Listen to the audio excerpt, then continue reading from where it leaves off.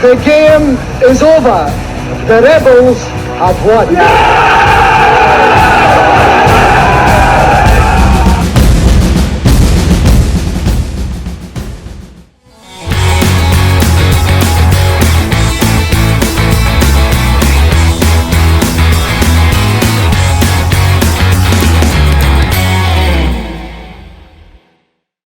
The early 90s were a treacherous time for Celtic on and off the park as the club found itself lurching from one crisis to the next, facing ever-increasing financial difficulty as the pressure grew to modernise Celtic Park, whilst competing with our free-spending rivals across the city was proving too much to bear for the old regime, and time was running out.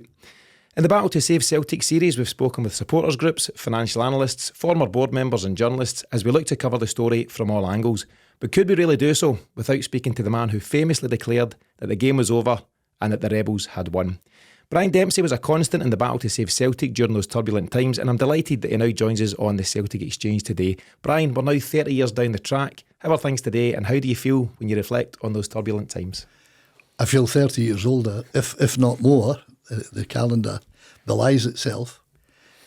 I'm still amazed that so many people want to reflect on that time. It was a very painful time for me, with 4 years of real difficult times, personal attacks in so many different ways, that I was glad to see the success coming. But most important of all, I was just glad to see that we got the right resolution and Celtic fell into safe hands. Could I just preface all this by saying this wasn't something I did my own. I certainly was, as I said to someone, I was the first violinist in an orchestra, but there were so many people made what happened possible. From the Save Our Celts campaign, before the Celts for Change campaign, and all those guys who gave so much of their time, their energy, their money. It was quite remarkable, the loyalty they showed to Celtic Football Club. And for me, they'll always be the real heroes. Always. And I said that night, and everyone quotes what I said, but what they don't quote is what I said, and was a heartfelt message to certainly there were thousands of fans outside after 12 in the morning in a rainy night in Glasgow at the beginning of March. And I said that Celtic supporters had shown me, and I had felt it very deeply, they were the salt of the earth, and I identified them that way. And because they were, it was a real pressure on me all those years never to do anything that would upset them. And that's one of the reasons I walked away. I didn't want to stay on to upset them. Yeah, and we'll certainly cover that, Brian, but it's great to hear you say so. We've obviously spoken to a number of the key players, throughout this season so far. But you're absolutely right, without the Celtic supporters, none of it happens. Absolutely. We've said that all the way. I laugh when I see some of the footage from that night, close to midnight, rain teeming down, supporters not really caring about the rain. One guy with a Hado's bag on his head, trying to cover himself from the elements. But it was the supporters throughout that tumultuous time that really led to what eventually happened on the 4th of March. No question of it. And nothing could have happened without the supporters. I always said, and I had dealings with the bank on it over a period, that I referred it always as the Celtic community. I regarded the Celtic community as sacrosanct in this entire matter. And once everyone told us that the Kelly White administration could not be toppled. But once you lose the goodwill of the public at large and your consumer base more narrowly and the goodwill of the community who is supporting you, you have nothing left. And that's what happened. Yeah, and Hugh, who we spoke to, and I know you know Hugh very well, he spoke about, there's a business side of things, and obviously you're a businessman, Brian, in its truest sense, but there's also the Hearts and Minds campaign, in something like this, and you need to get your key messages across and get the right people on board. And I think that was pivotal to how you operated. Yes, it was. I never looked at it from the business point of view, knowing what needed to be done going forward.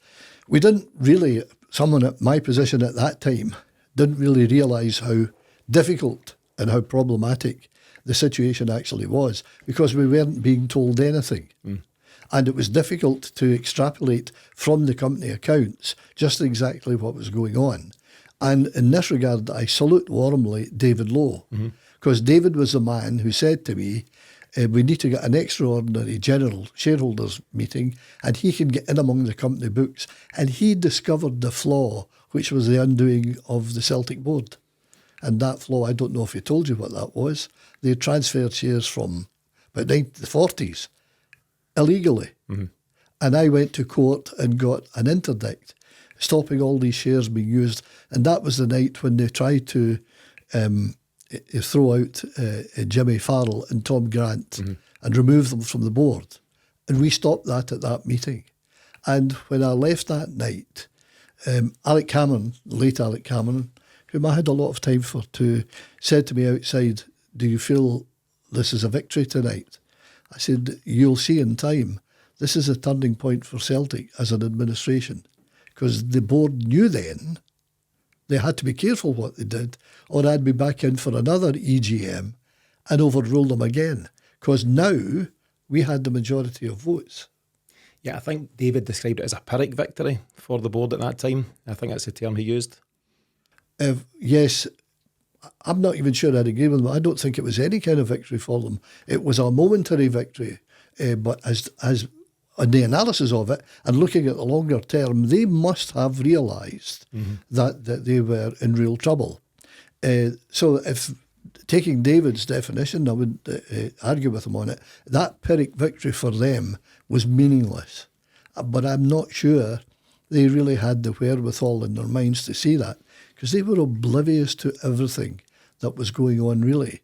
They knew the fans weren't happy, but they used to describe them as malcontents, discontents, uncontents. They never described them as people with a genuine grievance. And suddenly the reality was closing in on them. They had to see that things were not going to be the same now. Yeah, and I think slowly but surely that dawned on them. The episode with David's fascinating. It's one of the earliest ones we've done. It was part 2 of this series. And he goes into such forensic detail, and it was a real eye-opener, for me personally. I thought I knew some of the detail. I didn't know the half of it, Brian, and it was just fascinating to hear David talk about that and go into a bit of depth.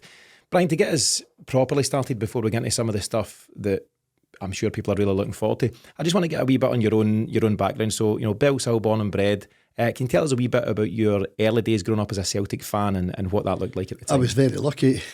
I'll tell you a funny story. Growing up in Bellshill, I grew up about 5 doors from Billy McNeil, and his mum and dad I knew well, and knew Billy a lot, just as a lad going about Bellshill. And when he went in to join Celtic as a young player, my father was a member of Parliament. He came to see my dad, and my father arranged for him. He would start in the surveyors department of Lanark County. And I remember my father saying to him, "Listen to me, Billy, you need to get a real job." And every time Billy and I met after that, I'd say, "How's this real job going with you?" We always laughed, because the day wasn't far away. He gave it up, became a full-time player at Celtic Park, and the rest, in that great misused phrase so often, the rest was history. Yeah, absolutely. So I grew up alongside him, got to know the family. They knew my family very well, and we just grew up having a good time in Bellshill. Jumping away, my elder brother James took me in the bus into Parkhead, going to games and just watching, standing in the terracings, and we spent all our pocket money doing that, by the way. You mentioned your dad there, Brian. So your dad was Jimmy Dempsey, pretty famously MP for Coatbridge and Airdrie. And as I say, we've spoken to 5 guests so far, and every one of them, Brian, to a man, has said that your oratory skills are something to behold, and always were. And I think in different places that's been credited to your dad. We spoke briefly before coming on air here, and I think you've said you weren't sure if that was the case at the time, but as you get older, you maybe realise that that's where it came from. Yes. You do things. I was lucky. I left school, I went to work for the Italian Airlines. That's why I greeted you in Italian when you come in, mistaking you for Romano. Roman men are more blonde than dark. So, speaking Italian, doing French at school, language was something which was good. You had to learn to express yourself in different ways. And I wasn't great at Italian or French, so if I couldn't get the word out, I had to get a way around it by telling a story, or however I got there. I was never really conscious that I was a speaker, and I'll tell you why. I went to Labour Party meetings in my day, and I may have been an add-on, bottom of the bill speaker, and I watched some fabulous public speakers. That's why I never saw myself as anywhere near that. Okay, I think others would disagree, but it's for them to say, I suppose. Just to stay with some family stuff briefly, Brian, realised that your Uncle John played a bit of football. I think he played for Ipswich, Hamilton Accies, Coon of the South and a few other teams, and then went on to scout for Celtic under Jock Stein across the 60s and 70s. That's correct. Was that a buzz for you to know that someone in the family was playing a part, or whatever it may be, at Celtic? Oh yes, and my Uncle John came to watch me. His own son James was a centre half and played a long time for Hamilton Accies, and Clyde worked under Craig Brown. And Jim was a great centre half. I often wondered how, but there were too many good centre backs in at Celtic Park. So my Uncle John used to come, and it was great. He'd come and say to me, I've played in those old-fashioned days outside right, and I was very fast. And he said I was very fast because I was scared somebody caught me and hurt me. And he would say, do this and do that. And what a lovely man he was. And he and Mr. Jock Stein were really close friends. Mm-hmm. You've mentioned, I've heard you speak somewhere else about you were playing boys' guild football as a kid. Aye. And you were just so unlucky there was a little ginger-haired guy for View Park keeping you out the Celtic setup at the time. Aye. Well, it's very true. I remember playing for Lancashire boys at Bellsill, the Brandon Park Bellsill Athletic, or as we call them, the Bellsill Pathetic, which was very unfair because I loved going up there. It's a strange memory as a boy. You walked up because you just slipped in for nothing in lovely balmy evenings and watched football. It was great. But there was this fella down the road in View Park who was stealing everyone's thunder. And when I remember when I first saw him at Celtic Park, I couldn't believe the talent this man had and how hard he worked. And I knew people who had taught him at school. His head teacher was John Crines, and he used to work with him. Tom Cassidy, the PE teacher, and how to have these diagonal, change direction very quickly and really destabilise your opponent. He was such a masterful player. Yeah. What could have been for you, Brian, if he wasn't around? But I told him, and he lived very near me in Birkinshaw, and he used to come down and see him sitting on this sofa. His feet hardly reached the ground, and I used to say to him, if you were born 20 years later, I might have been sitting there and laughing. Of course, Jimmy did not have 1 ounce of big-headedness in his body. Yeah, what a talent, and yeah, just so humble with it, and sadly missed because he's one of Celtic's greatest ever, so it's good to hear you've got your own memories of that. Brian, fast forward into the late 80s, so you're attending Celtic Park pretty regular at that time. You've got a few executive boxes in your name. What then leads you to becoming a member of the board in May 1990? That's a very good question, which I've forgotten about, and you have to forgive me. As you get into your 70s, though I'm not quite there yet, I'm just leaving them soon, your memory disappears at times, and you forget so many things that may or may not be important. I used Jimmy Farrell's firm as a legal advisor.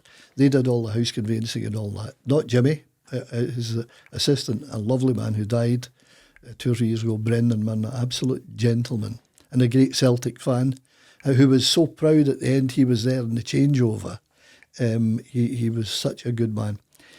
And Jimmy he used to talk to me about things, you see, and he must have put my name forward looking for ideas about how the way forward. The big panic was modernising the stadium. The big panic. And as in everything, that Celtic board, with no personal criticisms intended, ignored problems. Mm-hmm. Let it drift, till it suddenly becomes overpowering. And he asked to meet me and said that the board were coming to meet me. I assumed at that time it was to talk about some of the things I'd said to them about having to go out for a different share. Why not open the club up, let people in? Originally, in the original Celtic, they had golden shares for some of the original founders. I said, if you're wanting to protect your positions, somebody better than me will tell you how to do that. But you've really got to open up. Celtic belongs to the people. Well, it did, and it always will. You can put whoever you want in there. It's meaningless. The real truth will always emerge. So they came to see me, and I said to them, talking away, and I realised what was going on. And Jack McGinn was the chairman, and he said, well, we're going to go in, we're thinking of inviting you to join the board. And I said to him, don't do that. Don't invite me. I'm not what you want. You want someone who will conform to everything you want to believe in, who will acquiesce to what you want to do in face of the supporters. That's not me. I'll always be with the support, no matter what they do. And he said to me, even if they're wrong. I said, especially if they're wrong. That's the test of being part of something. And then you work to get it right. Whatever you do, I'm not your man. And yet, I didn't hear, maybe a couple of weeks, and Jack McCann asked me to come out to the park. And what he said was that I need you to stay here all day. We're going to call a press conference tonight to announce you're going on the board. And I said, do I have any say in this? He was so used to people, like all of us would say, board, of course I'll join. Mm-hmm. Well, that wasn't that easy. And Michael Kelly was there as well. They had Michael Kelly because they told me Chris White wanted a counterbalance against me because I would be too quick to want to get things done, and they needed time to protect their own positions. So yeah, you're co-opted onto the board the very same night as Michael Kelly. There's quite a famous picture, isn't there? It's Jack McGinn doing the kind of crossed hands things. He's got you and Michael Kelly either side. Before we get to how that played out over the next 5 months, what was your relationship like, I suppose, with Michael Kelly, certainly, and your new colleagues on the board at that time? It was all right. It was, I had never really known them. I'd known Michael at political meetings. We'd never exchanged very much. The other directors I knew by going in and out Celtic Park, got on fine with them. I had no axe to grind about anything. Anything I had to say, I would say to Jimmy Farrell or Jack McGinn or whoever privately. There wasn't very much to be said at that time. They were not people you could talk to. They had their own attitude and direction of travel that they wanted to follow. That was fine. That was up to them. What went wrong, I've never spoken about this, by the way, I'm telling you now, was the second board meeting we were having. Jack McGinn phoned me in the afternoon and he said to me, I want you to go after Chris White and Michael Kelly tonight. I said, why? He said, they're not going to change or do anything. I said, well, I've made my position clear to you. If you're not going to move and change, I'll not be here. This is not what this is about. So I did that, not in a personal way. I just said to them, look, you need to stop. You need to stop what you're thinking and start looking of what others are thinking and what needs to be done. And we had quite a fractious, I don't think they ever had fractious board meetings there. We had quite a fractious board meeting. And I remember saying to Chris White, look, you're the accountant. You're more qualified in these matters than I am. You must see this clearer than I see it. There is only one direction you're going in, and it's down. And if you don't stop now, it may become irretrievable. And that was the night my fate was sealed. And that's what, a month or so into your role? A month. Right, okay. So you're not long into, you've started in May 1990, April time, it's all hitting the fan already. And I suppose, whether by design or not, all of a sudden you've made a couple of enemies on the board, and we'll discuss what happens a wee bit further down the line. But aside from personalities and clashes and different objectives, Brian, were you concerned at what you were seeing from the board at that time? You know, you've mentioned the stadium and the onus, the real need to sort that situation out. We're falling behind on the park in terms of what Rangers are doing, free spending and everything that goes with that. Were you concerned about the capability of the men around you to address those matters? Oh yeah, they were incapable of addressing those matters. You're triggering my memory cells here, which is quite good in part. I remember Billy McNeil at a board meeting, and there were, and I'm not going to say the directors, probably know who they are, were questioning him on his judgment about things. And I said, listen, hold on. If you want to pick the team, change jobs. We got to support the manager here. He knows more about football and his pinky than I'll ever know. All of us, collectively. You have a lot of experience watching football. You don't know. We either support the manager or we don't. They all wanted to be managers. They all wanted to pick the team. And that was fine if we could all do that standing in a bar or chatting to your friends. But if you're trying to run it as a business, it doesn't come anywhere near what you have to deal with. They would not deal with the issues at all. There was a famous thing, wasn't there, historically, that Sir Robert Kelly used to try and influence and pick the team at different times. Jock Stein. Maybe more so, well, I was going to say maybe more so when it was Jimmy McGrory, less so when it came to Jock Stein. But do you think some of the the Kellys that you were operating with at the time were trying to influence things in such a way? Yes, no question. They had a board meeting every Thursday night. They wanted it every Thursday, and they wanted to talk to the manager about who he's playing on the Saturday. Now, I was told the story of Jock Steen sitting Bob Kelly as the chair. What about him? He shouldn't be goalkeeper. He's got a bad cold. What about him? He's not quite recovered from an injury. What about him? I'm not too sure about him. Kept putting him off. And eventually, somebody said to him, "You're not going to tell us this team, are you?" And Steen said, "No." No, just danced around it. Absolutely. And I'm not... We all want to pick our Celtic team. We all want to do it. We'd go in and look at the lineup and say, I'll tell you, I don't know why he's on the bench. I would do this. We all are so much more mentally equipped than a manager to do what's right and know what's best. Yeah. But that's not how it works. No, it's not. You know, we do it every week here on the podcast and Absolutely. frequently get it wrong and then apologise for it after. But we're not the managers. We're not the guys making the big calls. So in the boardroom, Brian, for the next 5 months or so from May of 1990, you go about your work as a director in a number of areas. You know, the priority, I guess, try to find a solution to the burning question of what the new stadium would be, where the new stadium might be. That's obviously dictated by the Taylor report, which everyone's familiar with, but it dictated that all-seater stadium was required by August 1994. Yep. And can you tell us a bit about that role, you know, what you were trying to do? Obviously, the Rob Royston project was your initiative, I believe. Yes. Can you tell us what the project was in general there and how you tried to drive that forward? There were two problems at Celtic Park at that time. There was the old school which sat there on London Road, and it made any redevelopment extremely difficult if that school stayed. There was no movement from Glasgow City Council to take over the school and demolish it. There was also the problem getting worse and worse about traffic and parking around Celtic Park. I had this notion in my head, having travelled a bit and gone to football grounds in the States, and I did say this at meetings, it's not about the seat you have. It's how you travel to the ground, how you can park, the proximity to get to your seat, the facilities available, the security of your car, the security of yourself, the ability to buy things around the place and in the stadium, all of which are money revenue earners for the club or the business.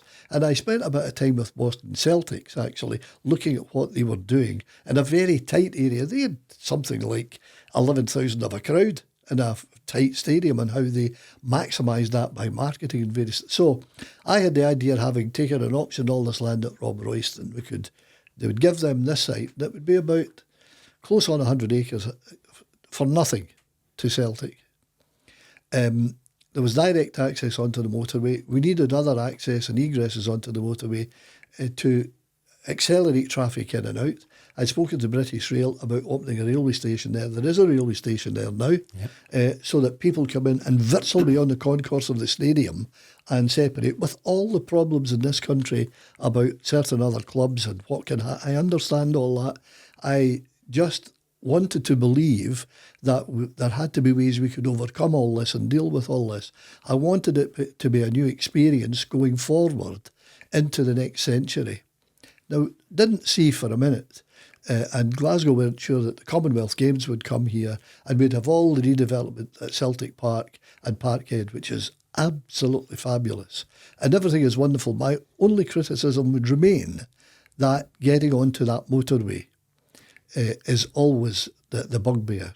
It's an absolute nightmare leaving Celtic Park. There's no getting away from it. And actually, we've spoken to different people about Celtic Park, just a very separate point, Brian. Even just as an events venue, if there's a play on or there's a band or something, yes, it's a nightmare for people travelling. The infrastructure's just not there. And I can add an hour onto your journey to get there and to leave there.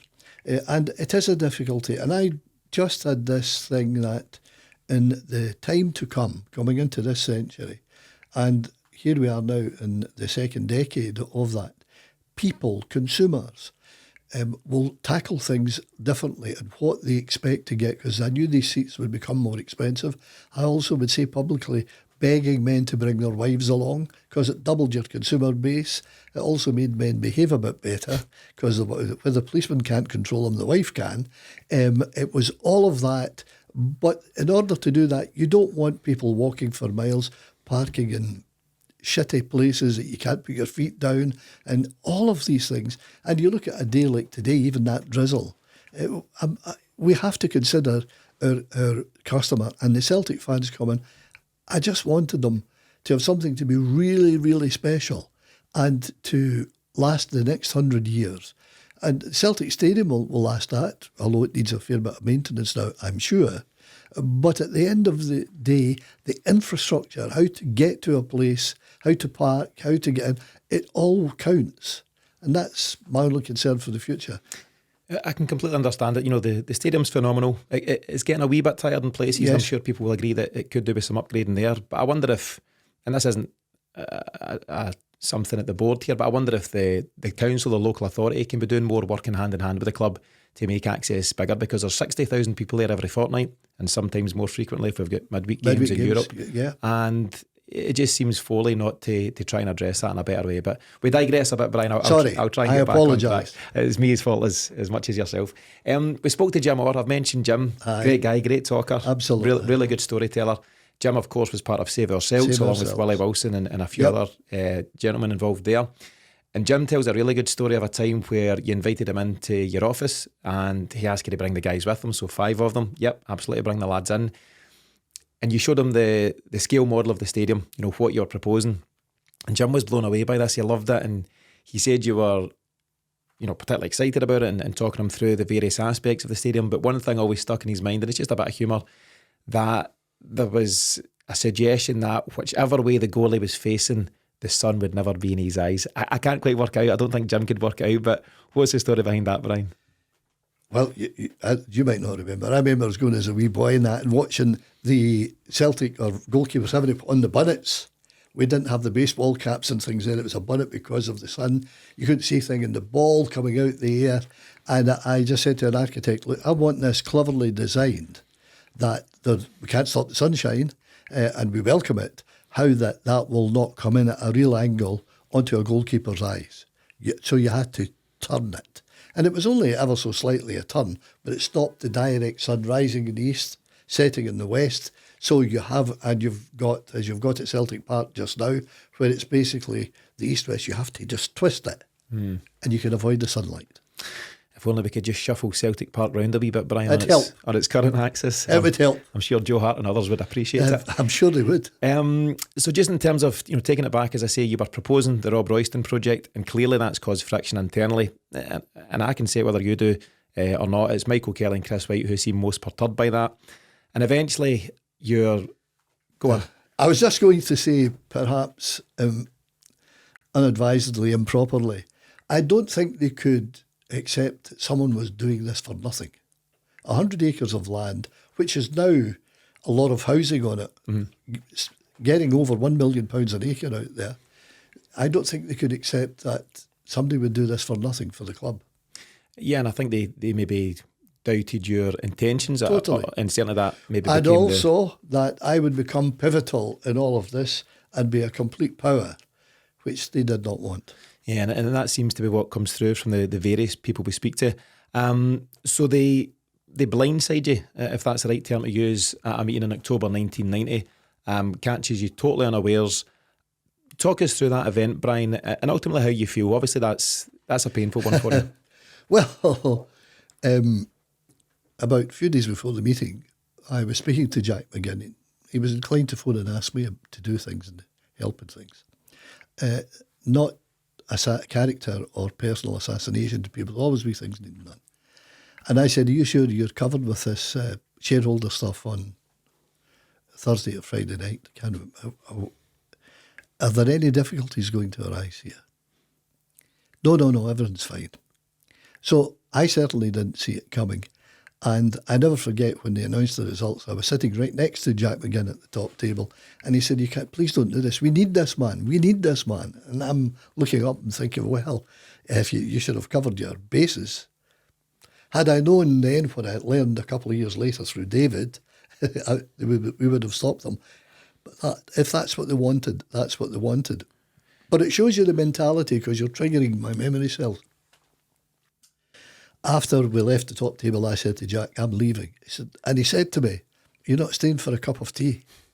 I said, no, I don't think so. Do you think I want to sup with these people? Mm-hmm. I said, Jack, I want to tell you something. I'm nothing special in all of this. I'm not what can stop Celtic being a bad club or make it a good club.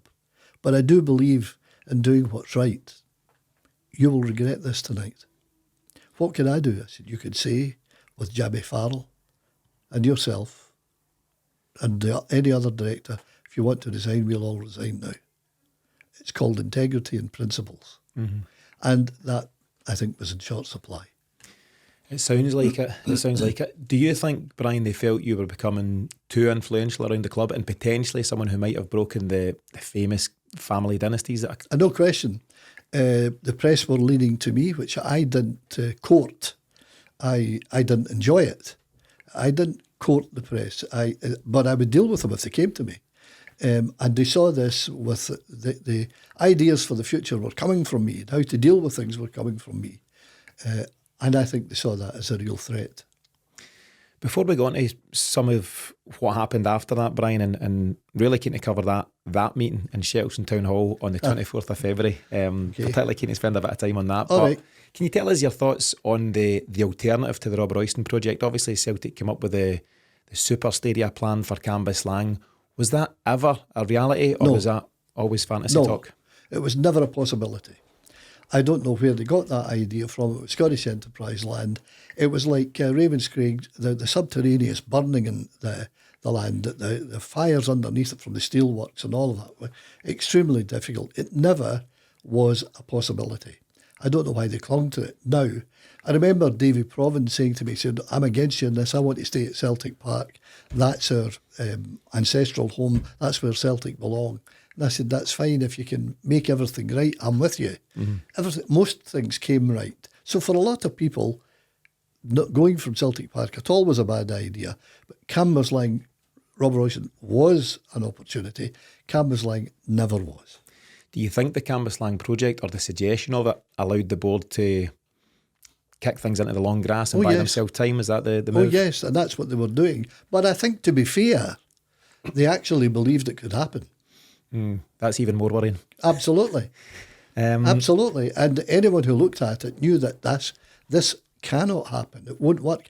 Even with all the political goodwill in the world, the technical difficulties were insurmountable in that land.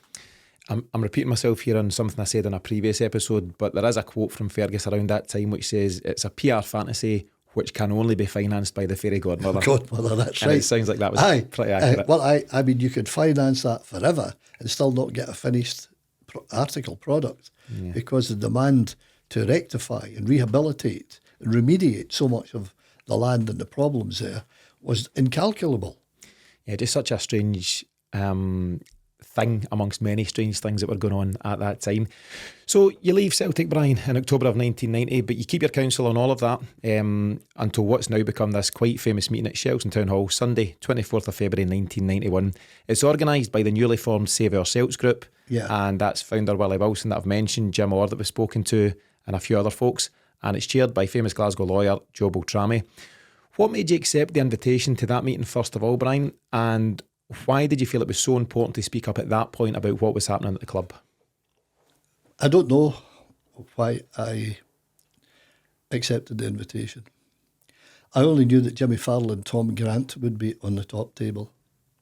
And the one thing I remember saying that day is that a lot of the responsibility to make progress and go forward falls on the young shoulders of Tom Grant. And I really went to support him. Mm-hmm. And then it became something else once you got there? It took over. I didn't intend it. It just seemed to grow and grow and grow. I never wanted it. I never wanted any kind of turmoil. I always worried that Celtic support had enough to contend with bad performances on the field, being ridiculed off the field, being questioned as to the integrity of him, all of these things. I never wanted any of that.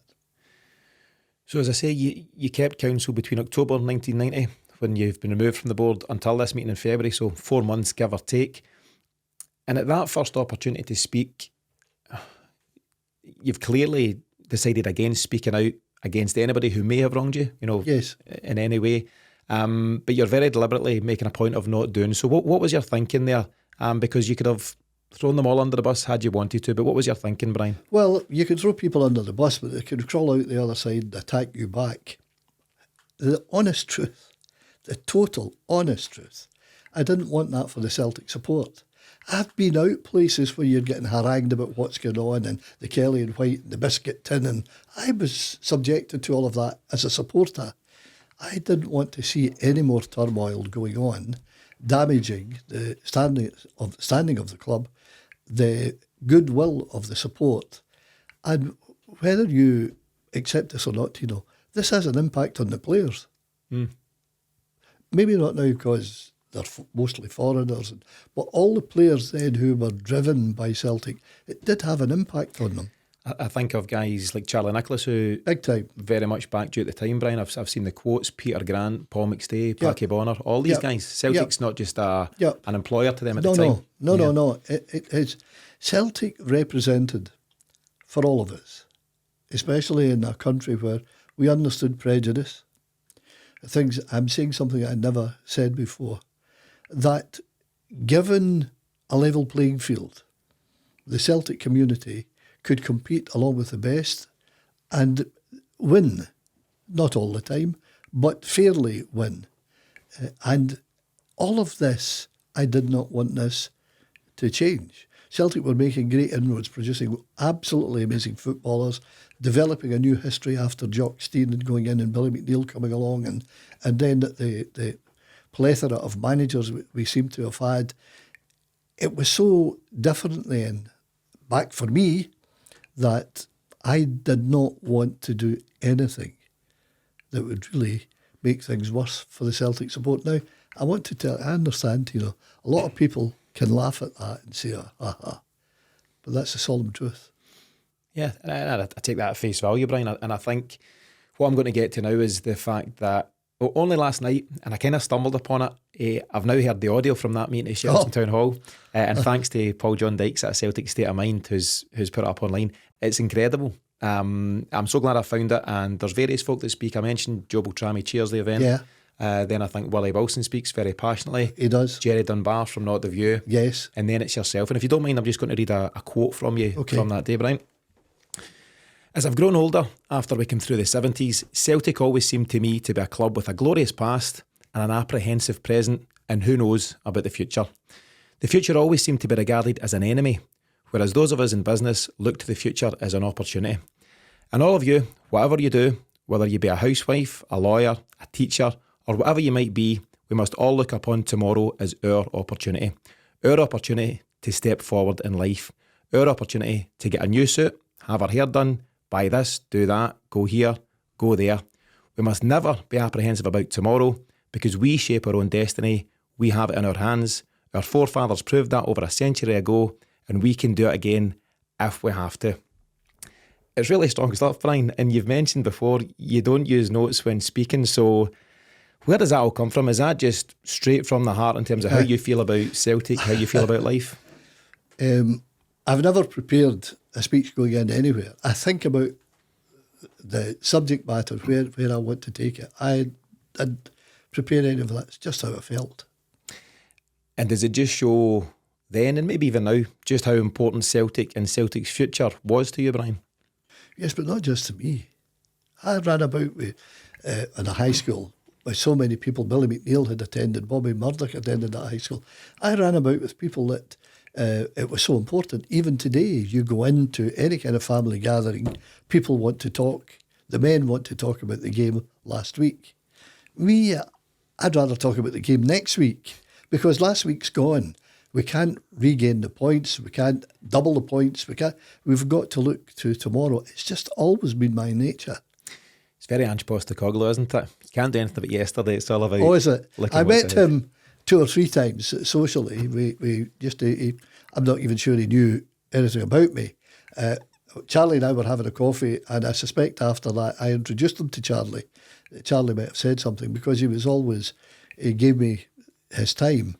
And he was a very direct, lovely man. I thought he and his wife were delightful people. And he plays his football. You've got to live for tomorrow. Do you know when you walked out the house this morning and you put your raincoat on, you have to put it on. You can't put a sun cap on. We've got to say this is where we're going now.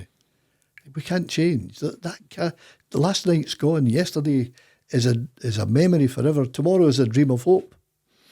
Inspirational stuff, Brian, and you're right, it's the only way to go. You know, there's nothing else we can do. Maybe that's why I've nearly lived so long. You're doing okay. There's another quote which you do go on to say in the meeting. So it says, if Celtic does not change and change fast and become a more dynamic, open organisation, then the future does not augur well. But the converse of that is equally true. If once again we can rise to the challenge, respond to the needs that we find ourselves in as Celtic supporters, if we meet that challenge head on, we will never have anything or anyone to fear. The future is our opportunity, but today is our future. Now is our beginning. Brian, can you take us from that meeting, from those words and from the response you got at that time till things started to take pace and you meet with guys such as Fergus McCann? Well, the press started coming on to me about things, and I learned through my father's time, you have to give your... Pat Gallagher always said, if you're going to retaliate first. You have to get your story out first, because there was a PR machine working against me at Celtic Park, and so we had to do that. In this very building was the PR company that acted for Fergus McCann. Peter McLean? Barkers, it was called then. Okay. And Peter might have been with them, and they contacted me and said that this guy who wanted to put money into Celtic, would you meet him? I said, I'll meet anyone. I mean, anyone who wants to help. And I met him, and he came in from Canada, and we talked, and he was who he was, and he never changed. That you got what you saw. He was intemperate at times, intolerant at times, impatient at times, utterly committed to get things done. But for it all, I liked him, took him home, we had dinner with the family, and the kids had great chats with him about golf and stuff like that. So that was gathering its own momentum, and as it gathered its momentum, you had all sorts of things going on, catching up with the Celtic board as such. Poor results, the ever nearing dawn of retribution coming called Lord Taylor, and nothing consequential being done.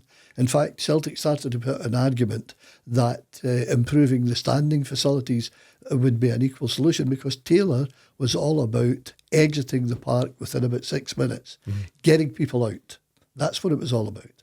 And I could see the change that they were hoping they could try and amend this legislation, which was never going to happen. Again, it was another area, and I remember saying to Jimmy Farrell, you cannot possibly think, with all the influences that English football has on politicians in England, if they can't change it there, how in God's name do you think you're going to change it here? But they had this mentality, but we're Celtic.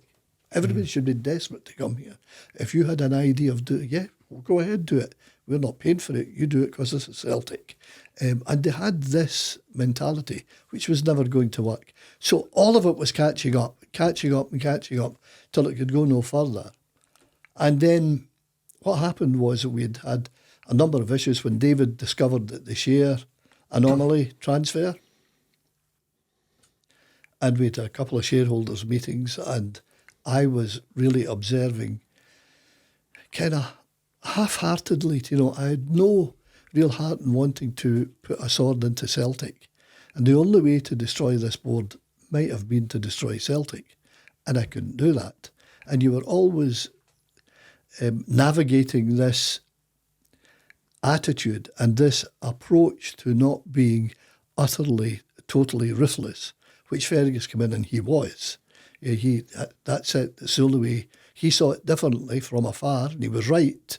This is the only way to save this club, and if it costs all sorts of other problems, so be it. And I just had to try and look at where we were going, and that came to a head. One night, I'd been at various grounds up and down the country, and Kevin was now chairman. He'd walk past me in the corridor. Jack McGinn would nod his head and say hello, but they'd walk past me. Tom always spoke. And it was nearly midnight, and I answered the phone. Thought, God, man, something's wrong. But the press would phone at certain times, and I said hello, and hello, Brian, it's Kevin. Now, this is exactly what happened. There'd been 2 European games on. Were you watching the football? I said, I was, Kevin. They had Arsenal. They were unlucky. And they went on a week. I said, Kevin, listen. It's nearly midnight. You phone me, what's wrong? And he said this to me: if we don't have £1 million in the bank by 5 o'clock tomorrow, they're putting the club into administration. Sorry, he said, we've got a problem. If we don't have £1 million in the bank by 5 o'clock tomorrow afternoon, the bank's putting the club into administration. And I said, do you think that's a problem? I said, that's a big effing problem. Are you serious? Yeah. What do we do? I said, we'll meet at 8 o'clock tomorrow morning. I want the whole board there. Now, Chris White didn't come, Michael Kelly didn't come. Tom, Jimmy Farrell, Jack McGinn, Kevin were there. And I had to get the facts. The Bank of Scotland were wonderful. I phoned them and said, I don't have £1 million cash. I've got assets. I can give you a guarantee that the bank will stand by them. And that's fine. They said, you give us that guarantee. We understand it'll not be today. You'll have it tomorrow. We'll give you it to 5 o'clock tomorrow to put the guarantee in. And I said, and you will not appoint the administrators. And they told me, I'm dealing with the Chief General Manager of West of Scotland now. And he said, well, we already have appointed administrators at Noble Grossart in Edinburgh. I said, well, can I ask you not to execute that until you get my guarantee? And I'll speak to the bank and I'll come back to you. So I said, the bank are drawing up the guarantee. Who did they liaise with? Gave them contacts. They dealt with each other. And the next morning, they phoned me and said, we've got your guarantee, but Mr. McCann is here with £1 million draft. What do we do? Now, Ferguson said he wasn't coming back. But because of the timescale and panic, he jumped a plane, got in, went straight to his bank, had sorted out the money, went with the draft. And I did not want to be the big man with him. And I said to the bank, what would you prefer? And the bank said, well, we're quite happy to take your guarantee. And I said, oh, well, he's come all this way. Take his money. You might need my guarantee next week if things are worse than we think. Fergus came straight round to my office and we had words. I said, why didn't you phone me? Even from the bank. You know, I'm making all these arrangements and blah, blah, blah. He said, well, we'll need that money. And we had to buy out Chris White, it was about 1.6 million. So money had to go back in, which was fine. But I think I tell you that, you know, in that attitude that we've got a wee problem. We need £1 million by 5 o'clock, or the club's going into administration. Celtic Football Club going into administration. What they had a meeting with the bank at 4 o'clock, the board, and they left at 6 o'clock that day. Why did they not phone me at 6 o'clock? They wanted to see the bloody European games on a Wednesday night. It was just... Now, how do you reconcile that with having to have a gravitas within a board of directors who understand the problems? And it only confirmed to me they never really understood the problems. And they always believed, like Fergus said, the fairy godmother, somebody would come in and bail them out, which is exactly what happened. Now, Fergus put that money in. I said the 1 million could stand. If the bank needed it, they could call on it. And he put that money in on a chance. I'd said the guarantee was there. It was on a chance. We had no shares. We were taking it off the Celtic Bank deficit account. They could have done anything. It was a big chance what was happening. And Fergus that morning, I said, you know what you've done here now? We need to move very quickly. But Fergus didn't need told. He was ahead of everything to get things moving, to try and protect exactly what the state of play was. And they spent the day, lawyers and accountants, to get things ready and legal documents. And I remember the next day we were playing at St Johnstone, and I collected him and took him up in the car. And I parked in the car park outside the stadium. And we would get out of the car. I said to him that there'll be a lot of fans here. Take your time. Say hello to them. They don't know you. Just get on with it. Smile and laugh and say anything you want. He just walked straight away. And I turned and was speaking to the fans. And they were fine. But I mean, that was because he wanted to get on with the job. And he was so angry at the Celtic board, and I don't blame him for risking what they did at Celtic. And you've triggered another thing. At that game, he said to me, you come and sit next to me. I'll sit at the end. I don't want any of those people sitting next to me. Such was his disdain for the totally the Celtic board. I mean, yeah, just that, you know, the story you've told there, Brian, about they know at 4, 5, 6 o'clock, but they've had a nice relaxing evening before then pressing the panic button. So there's a bit of debate, in Celtic world, I suppose, as to just how close it came to the administrators getting called in. But as you say there, is it Noble Grossart? There's no debate. They had been appointed. Wheels were in motion. They had been appointed, and they were going to move in at 4 o'clock on the Friday, so they'd shut it down for the weekend and take the weekend to find things. They had been appointed. Mm-hmm. So it was as serious as that. There's no debate about that. Why do you think Fergus never called? So obviously you've got a relationship of sorts, however close that was up until that point. Was it 92 you first met Brian? Yes. So a couple of years have passed since then. Fergus has obviously got his own objectives, but you're very much part of the consortium, very much part of the group. Why do you think he never called you from Scottsdale, Arizona, to even buy him some time and work together on that? We had spoken, he wasn't coming back. David spoke to him and said, this is it. If you really want to do this, you need to get back. He'd had enough of them. Yeah. Because we'd had about 2 or 3 extraordinary general meetings. We were doing things all the time. He was coming back and forward and getting fairly abused by it all because of the PR machine working against you. And that's unfortunate. But he just had enough. This was the moment he knew was real. And he came straight round to my office after the bank. And we sat there and chewed the fat, talked about things, what we do, what we don't do, how do we deal with this now. And I said to him, if you need that million, that bank guarantee is there. We can swing that in next week. I said, I have no doubt things will be much worse than we know. Mm-hmm. But that can happen in any business, but particularly this business. And there's that story, which I've now heard a few times, that in a converse way, the due diligence takes place after the takeover. And we'll get to that here just shortly. I've heard stories about bills just spilling out of every drawer, every cupboard, all sorts of stuff going on. Before we talk about the 4th of March specifically, though, Brian, and that famous day, there is quite a lot going on in the background in the 2 years prior. So there's so many players involved in this battle to save Celtic, and I think you've mentioned several of them so far. Obviously Fergus, but there's guys like John Keane, David Lowe you've mentioned, Dominic Keane, Jerry Weisfeld, Willie Hockey, as well as the Celts for Change group that we've spoken about, Matt McGlone, Brendan Sweeney, these kind of guys. At different times throughout the process, where did you stand, Brian? Did you have a foot in a couple of different camps with the main objective of, first and foremost, save Celtic and move forward? I had a foot in every camp. I made everyone aware, all were welcome to this table. I used that phrase, listen, this is a big table, everyone's welcome. Mm-hmm. There's no, I'll step aside any time. There is no preeminent rights here. It's what's best for Celtic Football Club.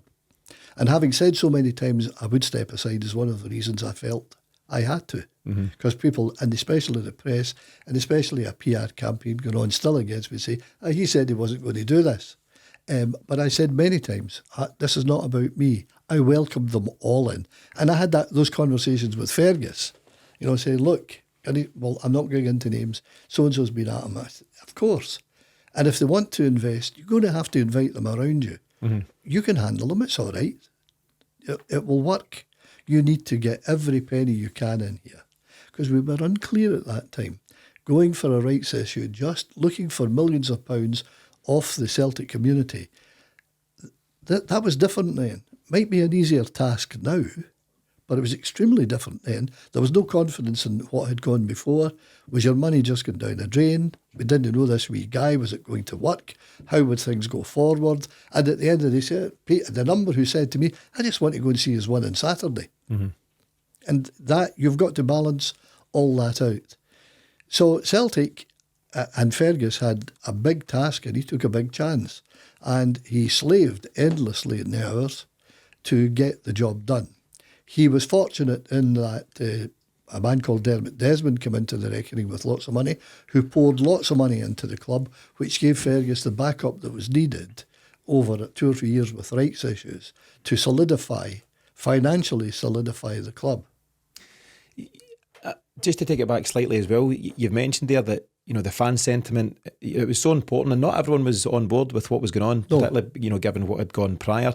And Jim speaks of that very first action he and Willie Wilson and others took in terms of they were handing out flyers at a Celtic Hearts game, and I think Jim said there were several thousand flyers, and most people told him to F off. even though things were going pear-shaped on the park, we were clearly in trouble off the park in terms of the board, what they were doing, what they weren't doing, the stadium requirements. But despite that, people were so afraid to put the boot into the club they love, even though they could see that things weren't going well. And that was where it became a huge risk for yourself and Fergus and the various players involved, because even up until the 4th of March, you still didn't know how sentiment was going to be after that famous day. No. And that was always, I alluded to that earlier, I always had to be careful that in trying to remove a board, I could actually remove the institution. You've no idea how that worried me. That really concerned me. And when I saw the innocence of so many supporters who just want to go and watch the team, they are oblivious to this, what's this business nonsense about building a new stadium or profit and loss or bank debts or whatever. Sell a couple of players, will be fine. We've had worse before. Their whole mantra was winning on Saturday. Their whole purpose of life, because they've got to go into their work, their factory, their office, their whatever, on the Monday and either face the criticism of a poor performance or you were lucky, you only won 6-0, whatever it might be. And that was the problem for me. I always was concerned about the Celtic support and how they would manage this. And I can see, obviously, as a born and bred Celtic fan, you can see why that would weigh heavy. Brian, the various players I've mentioned and guys who got involved and guys who didn't get involved, from the outside looking in, from my, I was going to say limited knowledge, I've spent a lot of time on this now in the last few weeks, but from my general knowledge on the people involved, is it fair to say that, regardless what people were doing or not doing, everyone had Celtic's best interests at heart? I'm taking, aside from the Celtic board that were in place, everyone that was trying to get involved, and I'm talking about the Weisfeld operation, Willie Hockey, various others, the various bodies that were around. Were you confident that everyone had Celtic's best interests at heart? Oh yeah, no question of it. They just wanted to see some resolution. People like Gerald Weisfeld understood the business ramifications and consequences of failing to meet the Taylor report, failing to meet bank debt, failing to balance your accounts in an acceptable way, in a progressive way where people, financial institutions looking at it can have confidence. And one of Fergus's things, the accounts have to look good for investors to come in and move forward. Everything was hitting him at one time, and all these people were there with the best will in the world. Incidentally, so were the board. But they were limited in what they thought was best. They wanted to ignore, or chose to ignore, the real serious issues. They still wanted Celtic to win every week. They still wanted the club to do better than it might have been doing. But it was their restrictive ambitions and the lack of reality in them that caused me concern. Yeah, absolutely. Just on that as a general question, Brian, would you have been equally happy whether it was Fergus who ultimately ended up in control or the Jerry Weisfeld Consortium, just so long as moves were made to remove the old board? No, I wouldn't go and make it as simple as it's enough to remove the old board. It is important what takes its place. Gerald Weisfeld was a very canny businessman, and if he'd come to the same conclusions and results, anyone could have gone in and resurrected and rejuvenated the club that it once was. The exception that Fergus offered was his obsession to work in detail. He would just work to get it done. And he would go through everything personally to make sure of things. And that made him the standout candidate for me. But I did go to him and say that you've got to include Gerald, Willie Hockey, you've got to include John Keane, you've got to include all these people on the board. You have to do it. He said, it's going to be some board. I said, well, have two boards. You can have a main board and a football board. People, if that's what it takes to generate lots of cash, that's what it takes. Was Fergus's vision what made him stand out? So at a time when Celtic were getting crowds, I think even less than 25,000 frequently, he then says, I'm using the phrase that's often used again, build it and they will come. We'll build a 60,000 seater stadium. We'll look to the future. The suggestion was that he was very keen on the season ticket model, having experienced it in ice hockey in Canada. He knew it worked. If you didn't have a season ticket, you didn't get in. And he was thinking he could apply that to football. And obviously, we're, where we are now, Brian, we're 53,000 season ticket holders, something like that. Is that a vision that maybe others didn't have at that time? Yeah, they didn't see it his way. Your friends used to say, I got a plan, got to stick to the plan. He modelled everything on what his experience was in Canada and North America. And he modelled the need for the stadium, what it would be, and the economy of scale. Well, we could build one for 40,000, but going to 60 only cost 3 million more. Mm-hmm. He knew what the future would be, and he wanted to see that achieved. And he stuck. Got a plan. Got to stick to the plan. And no matter how, it was immovable to no matter how you say to him, listen, you better watch that. Got a plan. Got to stick to the plan. He stuck to his plan and made it work. Yeah, I believe he was a man that wasn't, or rarely had his mind changed by anybody. No. But maybe that was just part of his makeup. Talk me through your day, Brian, on Friday, 4th of March. So as we've touched on there, Fergus is now here. He's made the journey from Scottsdale, Arizona. The bank, at least for now, have been kept at bay. You're at Celtic Park, and the next move is to formally remove the old board, or at least the Michael Kelly, Chris White, David Smith factions of it. What takes place throughout that day and night before you and Fergus eventually emerge from the front doors at Celtic Park? I don't remember a lot of it. Just make it up. No, I wouldn't do that. But Fergus and I spent a long time together, and we had to get ready to, one of the problems emerged that there was one typewriter in Celtic Park, so writing up all the new contracts, buying out Chris White and some others, and I can't remember if Michael Kelly went at that time or not, took money for the shares. I'm not sure about that, but certainly Chris White and others did. We had to have all that money ready and all those agreements drawn up. So the lawyers actually moved out to Celtic Park, and Fergus and I stayed back a bit because I said, we could go out there now and we'll close the door on us. Who are we? We've no legal rights here. I'm not sure if they would or wouldn't have, but one or two in there would have liked to have done it. Mm-hmm. And then we've, again, back to my psychology of this, I didn't want to do anything that really embarrassed the Celtic support. I said, stay back, stay with me, stay in the office. We did things, got ready, and we went out about 4 o'clock. Now, that was my daughter's birthday. 4th of March. And there was a big, Marlene always demanded a family dinner. That was sacrosanct. And everyone was there. And I said, I'll make it. I'll be home late, but I'll make it. Listen, I'm held up again. I'm sorry. And they were following things on television then and realised it wasn't a fairy story. So we went to Celtic Park together about 6 o'clock-ish. And we looked at what was going on. The place was like Sauchiehall Street inside. And I had an altercation with the lawyers after things were blowing up. They had a meeting, I think, in their office. And Michael Kelly attended, Kevin Kelly attended, and Jack McGinn attended. Kevin Sweeney attended for McGregor Donald, and Elspeth Campbell, who subsequently married Fergus. Because I knew the lawyers would be there, I asked a wonderful man, a great servant and friend to Celtic, God rest him, died recently, Len Murray, to come with me, if he would. And he did. And that meeting they asked, did I want to go back on the board? If I stopped all this. Mm-hmm. Do you want to be chairman? What is it you want? I said, I don't want anything. I really don't want anything. But I said to a certain gentleman on the board, you have done the worst of all things. And if Len was here, outside he said to me, I'll use that phrase in future. You've done the worst of all things. You have created an adversary who wants nothing for himself but your downfall. You can think who you want that might have been. So they were trying everything. We went that day, and the lawyers came and said to me, as this is changing over now, we act for you. And I said to Fergus, well, there you go. How the world changes. So that all went on. All the journalists, I felt very bad, all that. So we took them into a media room, and I provided tea and sandwiches for them. Fergus wanted to pay the club to pay it later. I said, no, don't do that. I invited them. I'd never take a thing out of Celtic Park. I'm not starting now. I'll pay that.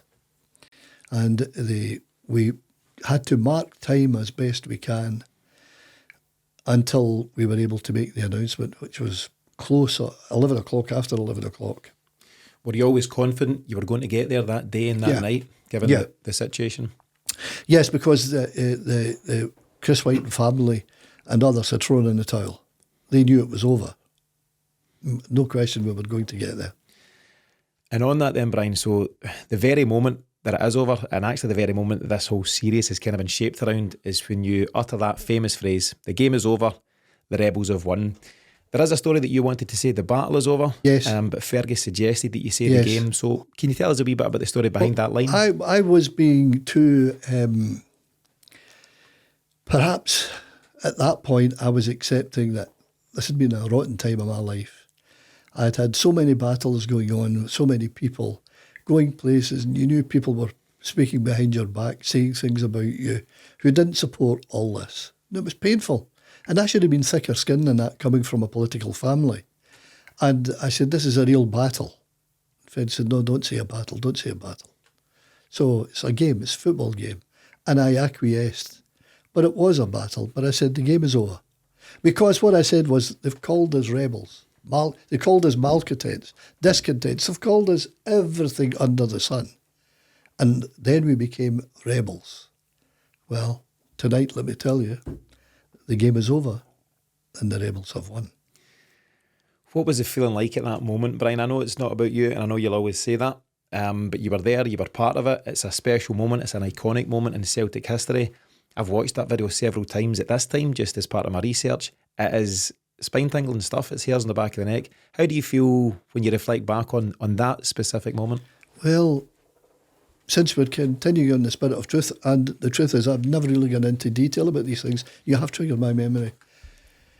On my drive home, all I thought of the things I'd done wrong, which is my attitude in life. Anyone who knows me will tell you that. Why do you keep thinking that, not how I did somebody wrong? You don't think about the people you've helped. And I was thinking of the things I'd handled badly. So it didn't have an egotistical effect. I got into the house and Sky News phoned me and asked, this was now at 2 a.m, could I be outside the ground at 6 o'clock for the morning news? And I thought to myself, and that was the moment I switched. I thought, no, this is not me anymore. It's not about my ego or about anything. And I said, I'm sorry, I'm just going to bed. I hope I don't see 6 o'clock tomorrow morning. I'd like, now, I never lie late. A long lie for me is 8 o'clock. I'm up at 6:30, 7, always have been.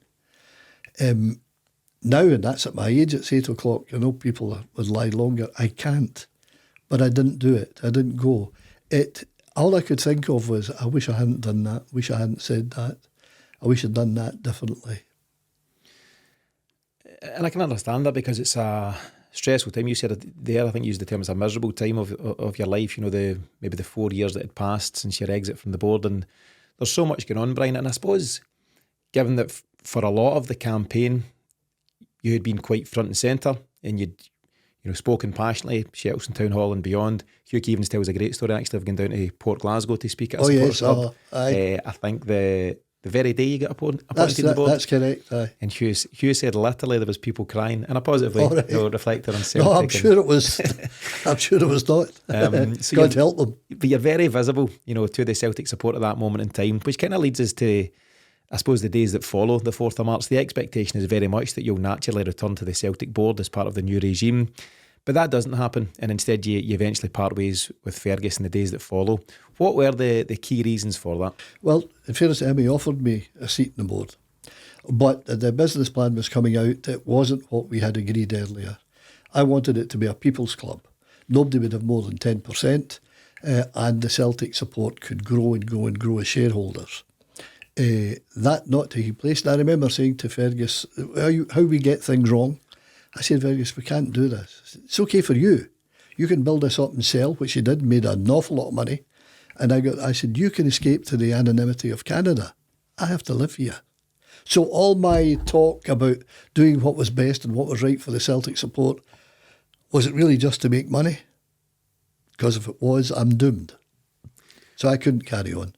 Added to which, the time was not far away. Fergus and I would be at cross swords. I didn't like certain things, and my attitude is always for the Celtic support and the Celtic club. His and I'm not saying he was wrong, his attitude was always to get the business side right, get things solid, get things working, come what may.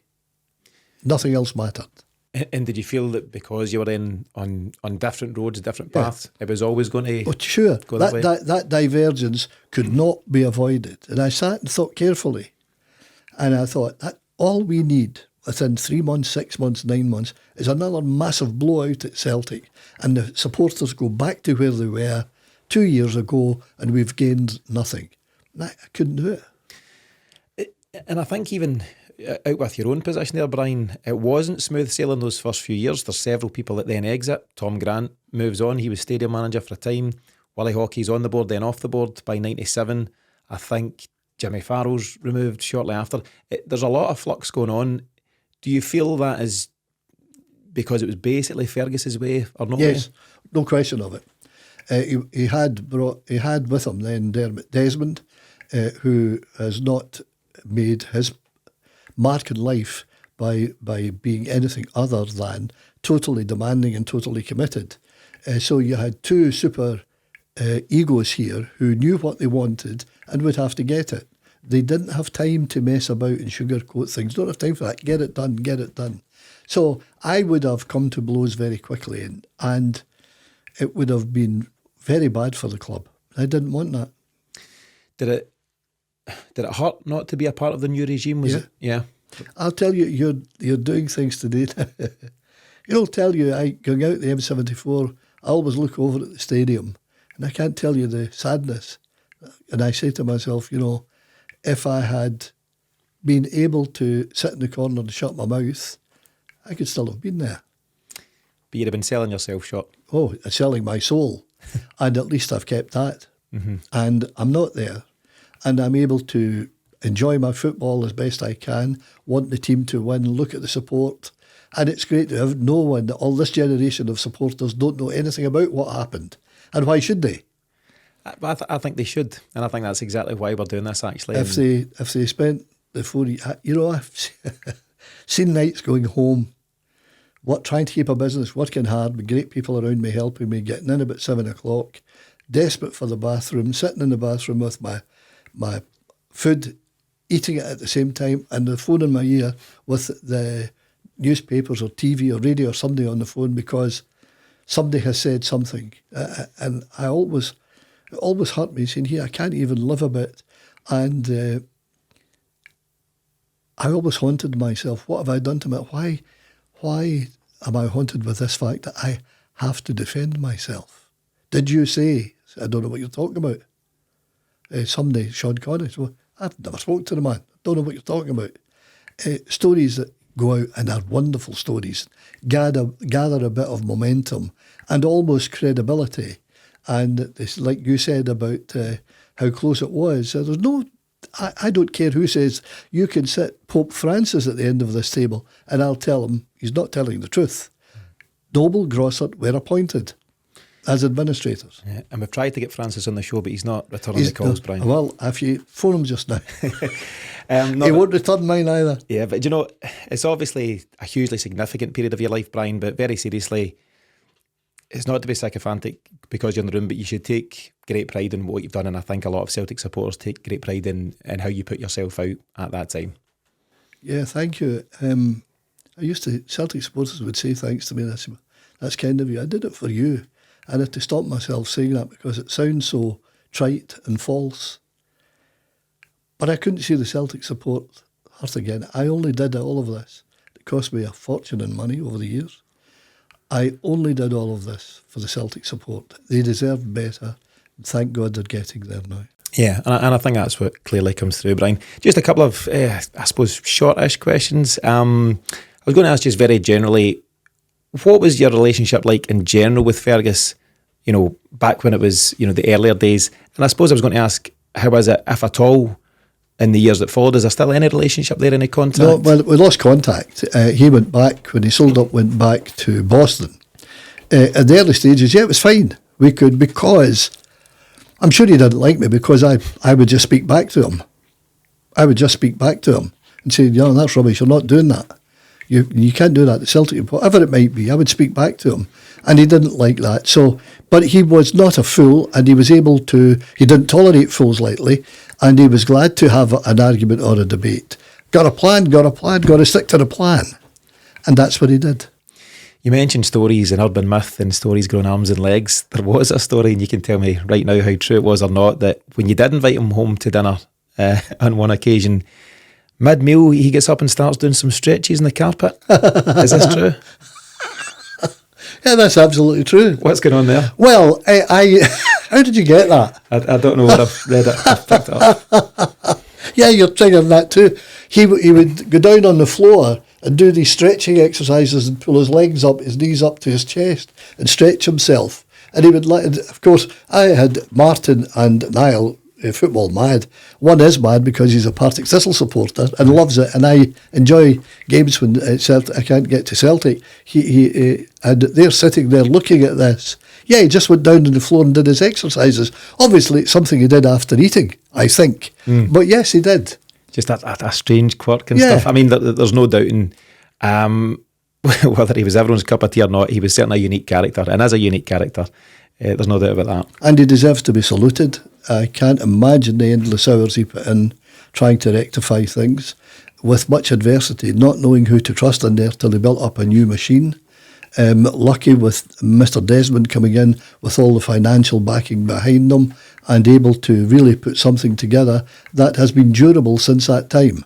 Mm-hmm. Yeah, it certainly lasts the test of time, and Celtic Football Club is in good health, financially very stable, and hopefully will be for the decades and decades ahead. To take things to modern day Celtic, Brian, I just want to read one more quote from you from that afternoon in Shelton Town Hall. It's given me lots of material, I have to say. The quote goes as follows: "I make this appeal to the chairman and directors of Celtic Football Club. For goodness sake, stop this childish petulance that if anyone dares to criticise, he is creating mischief. I appeal to them to stop the paranoia. If anyone dares to ask a question, that he's causing embarrassment. We are not. We are in love, a love affair that began early in our formative years and one we will take to our death." Does that sentiment, Brian, still apply to current day Celtic? It does, in terms of the team winning. It's a different transition to it, different support nowadays, a different attitude to support, different expectations. But the one preeminent factor here is that Celtic Football Club is an institution and what it was set up to do and what it can do, and what my hope in the fullness of time it will become again the people's club. Cannot be eradicated, cannot be disturbed, cannot be removed.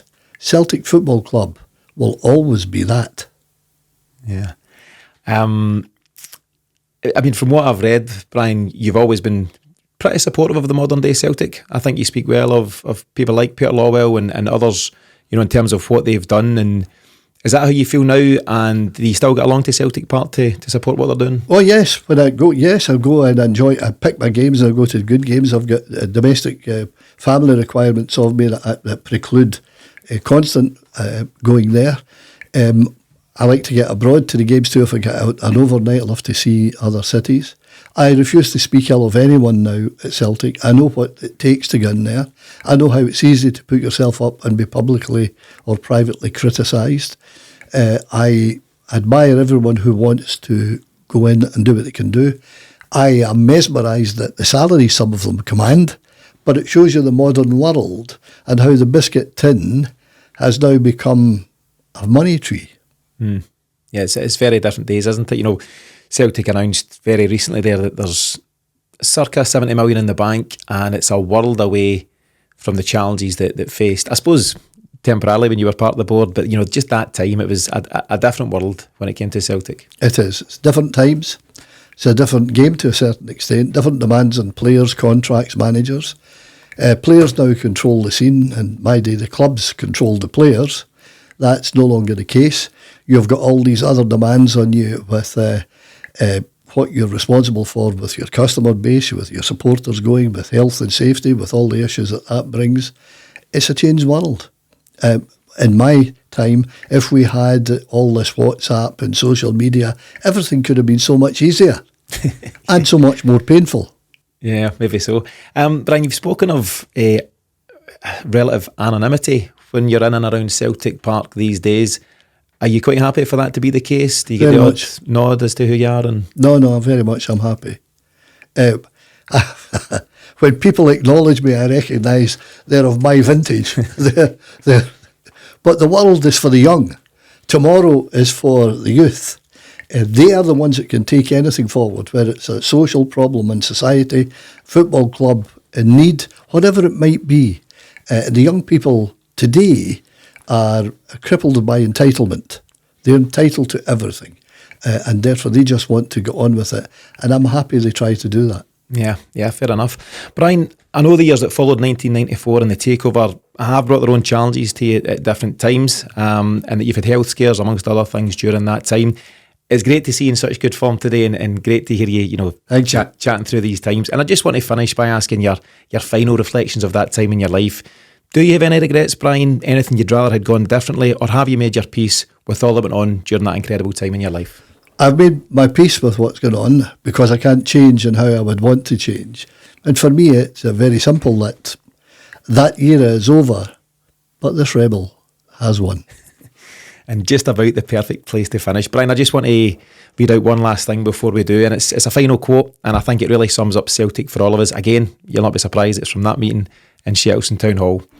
I said earlier that the common denominator at weddings or funerals, or if you go to see someone in hospital, a loved one, a friend, is that you find yourself talking about football and about the Celtic, and it takes their mind off their agonies and instead gives them a different set of agonies to think about.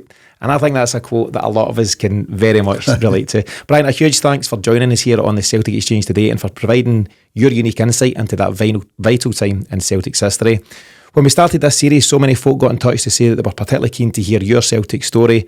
And on that note, I'm delighted you've been able to share that with us today. So thank you, Brian, and all the very best. Thank you very much. Good luck to you. Good luck to Celtic Football Club. Cheers, Brian. Thank you.